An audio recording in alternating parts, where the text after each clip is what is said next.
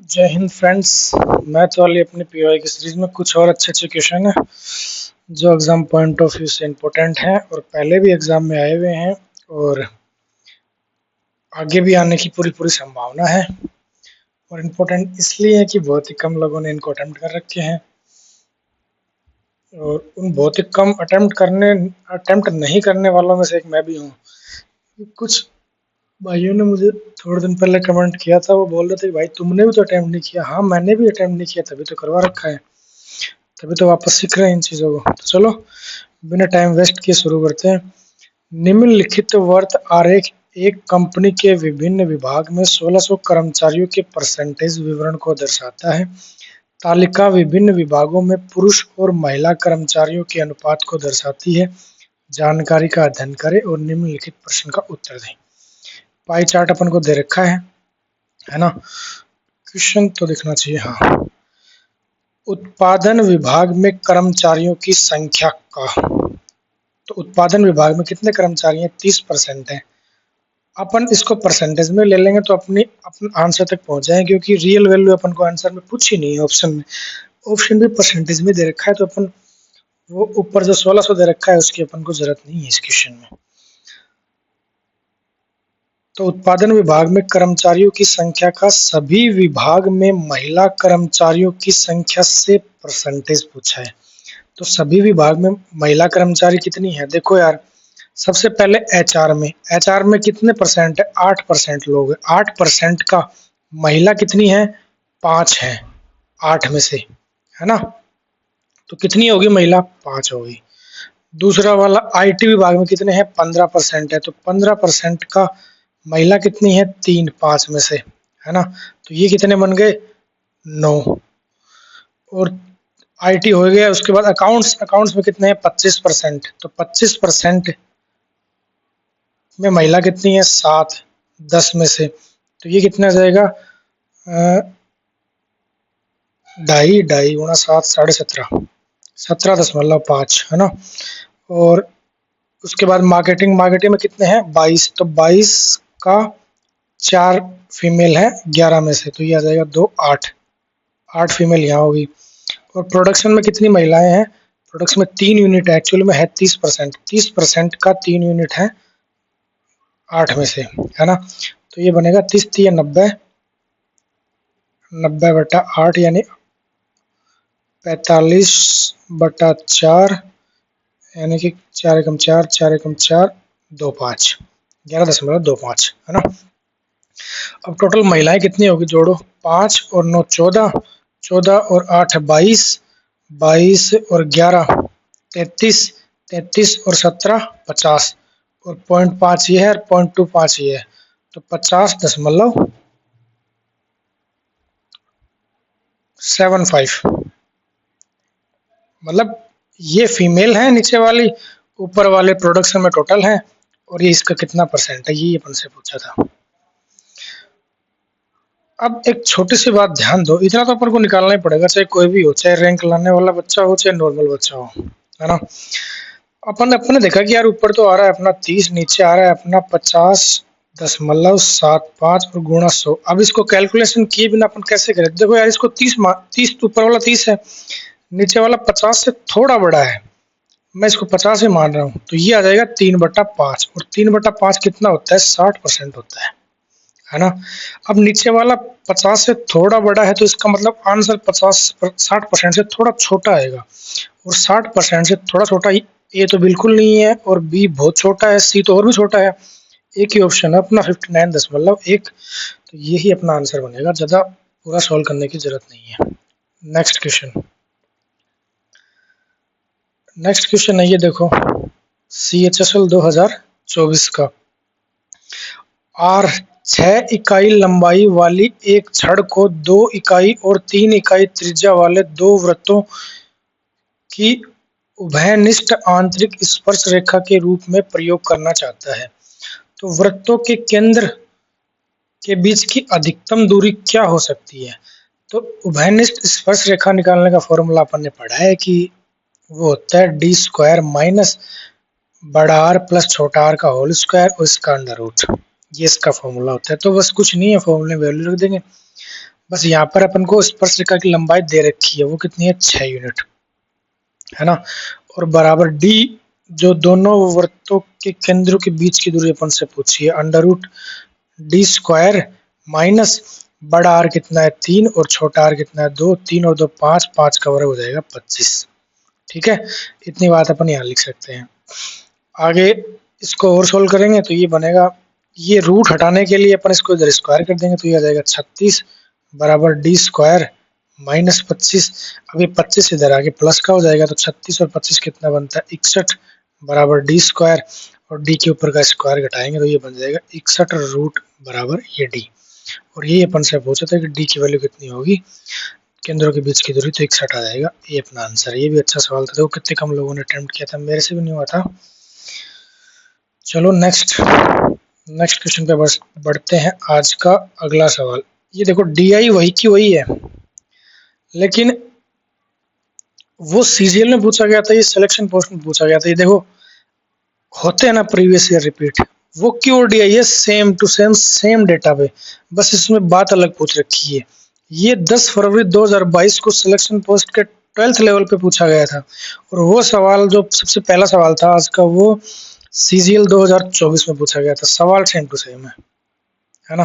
देखो पहले कितने अच्छे अच्छे सवाल आते थे, 15 क्वेश्चन अटेम्प्ट हुए सेट में मेरे से, 16% लोगों ने इसको किया था। मेरे पास टाइम नहीं बचा इसलिए मैं नहीं कर पाया। दिया गया वर्त आरेख एक कंपनी के विभिन्न विभागों में कुल 1600 कर्मचारियों का परसेंटेज का विवरण दर्शाता है। दी गई तालिका में विभिन्न विभागों में पुरुष और महिला कर्मचारियों के अनुपात को दर्शाता है। वर्त आरेख और तालिका का अध्ययन कीजिए और नीचे दिए गए प्रश्न का उत्तर दें। निम्नलिखित विभागों में कर्मचारियों का परसेंटेज इस पाई चार्ट में दर्शाया गया है। क्वेश्चन देखो अपना क्या है, इसको मैं एक बार हटा देता हूँ। क्वेश्चन है, कंपनी में महिला कर्मचारियों की कुल संख्या कितनी है। महिला कर्मचारियों की संख्या पूछी है, तो सबसे पहले मानव संसाधन है। मानव संसाधन कितना है 8%। 8% में महिला कौन सी है, ये 5 यूनिट है। 5 यूनिट महिलाएं टोटल 8 में से, तो कितनी होगी महिलाएं 5। दूसरा डिपार्टमेंट है IT विभाग। IT विभाग में महिलाएं कितनी है, IT विभाग में टोटल है 15%, तो 15% में महिलाएं कितनी है 3 यूनिट है। कितने में से 5 में से, तो ये महिलाएं आ गई यहाँ पे 9। तीसरा है लेखा विभाग। लेखा विभाग टोटल कितना है 25%। 25% में महिलाएं कितनी है 7 यूनिट, कितने में से 10 में से, तो ये भी पहले कैसे हो जाएगा, ये 2.5%, 2.5 का 7 गुना होता है 17.5। नेक्स्ट है विपणन में 22% है, और 22% में महिलाएं कितनी है 4 यूनिट है 11 में से, तो 11 दूनी 22, 4 दूनी 8, तो ये बन जाएगा 8%। सेम डेटा पे सवाल आया था, सेम टू सेम। और लास्ट है प्रोडक्शन 30%। 30% में महिलाएं कितनी है, वो है 3 यूनिट 8 में से, तो ये भी आ जाएगा अपना डेटा। याद होगा लास्ट का कितना था 11.25, है ना। अब टोटल महिलाओं की संख्या पूछी है, तो 5 और 9 14, 14 और 7 21 और 10 31, 31 और 8 39, 39 और 11 50, टोटल हो गया 50। और 50 से आधा ये है 2.5 ये, तो 50.75%। इतनी क्या कौन है, फीमेल है, महिलाएं हैं। ठीक है, अब क्वेश्चन पूछ रहा है कि संख्याएं कितनी है, तो अपन यहाँ पे इसका 1600 का थोड़ा सा यूज करना पड़ेगा, क्योंकि टोटल कर्मचारियों की संख्या दे रखी है 1600। अब इसमें से 50.75 महिलाएं, तो देखो यार 1600 का 50% भी अपन करेंगे तो कितना आएगा 800, तो महिलाओं की संख्या 800 से थोड़ी सी ज्यादा होगी। थोड़ी सी ज्यादा वाला कोई ऑप्शन है ही नहीं, एक ही ऑप्शन है 812, क्योंकि 1% भी करते तो 16 आता, और 1% से थोड़ा कम है 0.75 है, तो 16 से थोड़ा कम 12 है, तो यही अपना आंसर बनेगा। नेक्स्ट सवाल, ये सवाल देखो, ये भी 2022 में पूछा गया, बहुत इंपॉर्टेंट सवाल है। ट्राई करते हैं कैसे होगा, मैंने भी ट्राई नहीं किया यार इसको।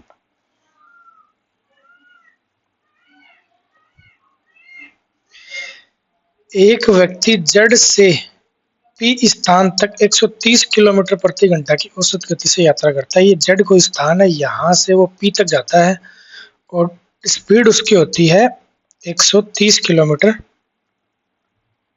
पर घंटा।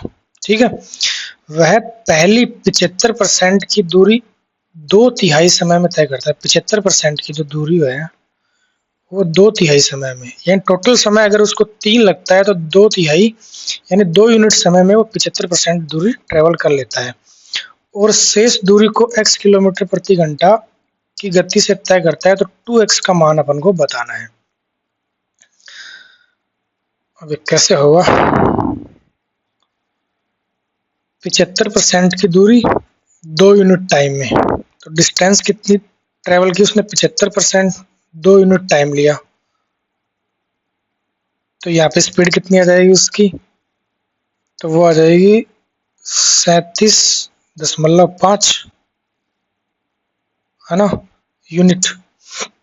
लास्ट का जो 1 यूनिट टाइम बचा उसमें उसकी स्पीड x किलोमीटर प्रति घंटा है। तो यार अपन ने माना कि टोटल टाइम 3 है, इसको ऐसे करते हैं, इसको छोड़ो एक बार। टोटल टाइम 3 यूनिट है, और 3 यूनिट टाइम में 130 किलोमीटर प्रति घंटा की चाल से चलता है, तो टोटल वो 390 किलोमीटर, 39 390 किलोमीटर दूरी ट्रेवल कर लेता है। अपन इसको ऐसे मान लेते कि जेड से पी तक की दूरी 390 किलोमीटर है। अब 390 का जो 75% है, यानी 3/4 है, वो तो वो 2/3 टाइम में ट्रेवल कर रहा है। तो इसका 3/4 कितना होगा? 9×3 27, और 3×3 9, 9×2 11, 117 होगा ना?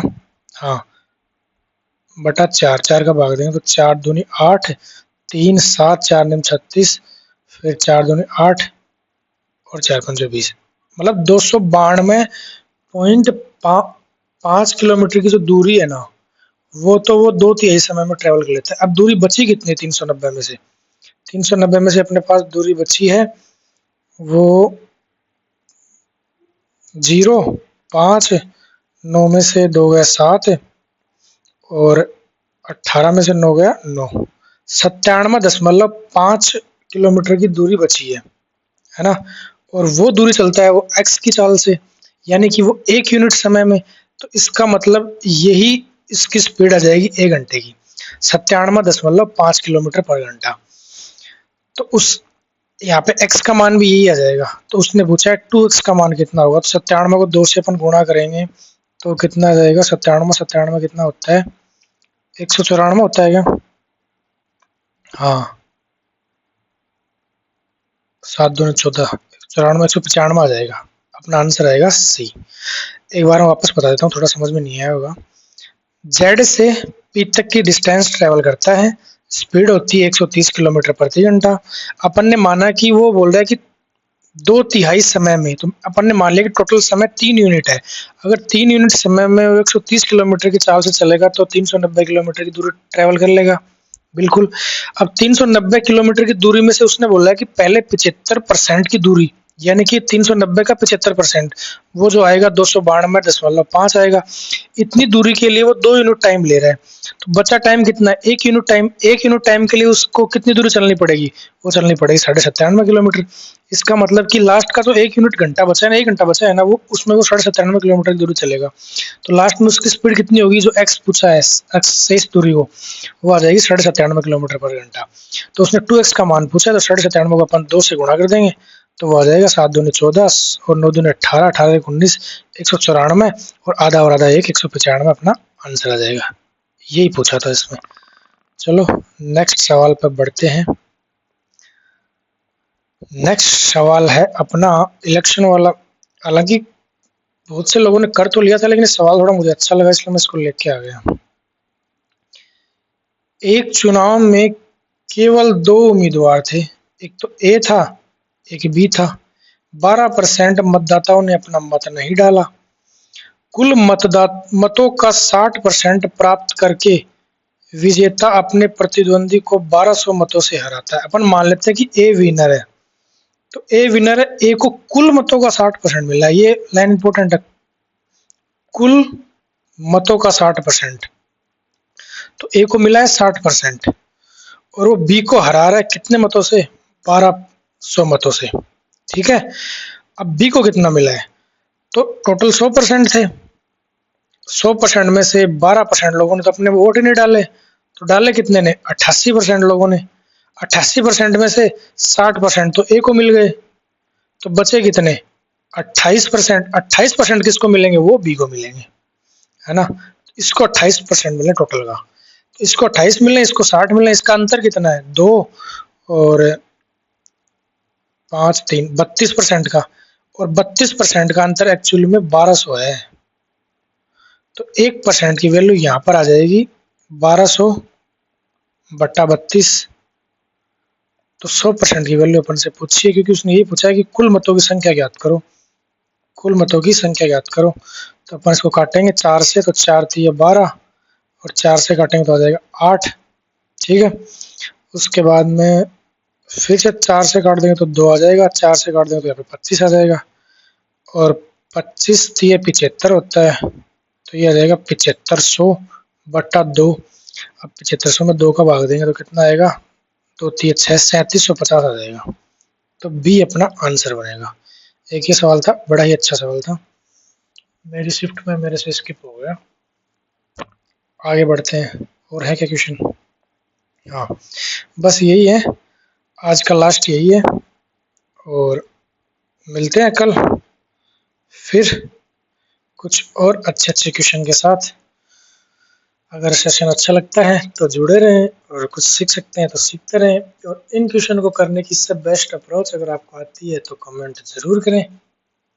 मिलते हैं कल फिर। जय हिंद, जय भारत।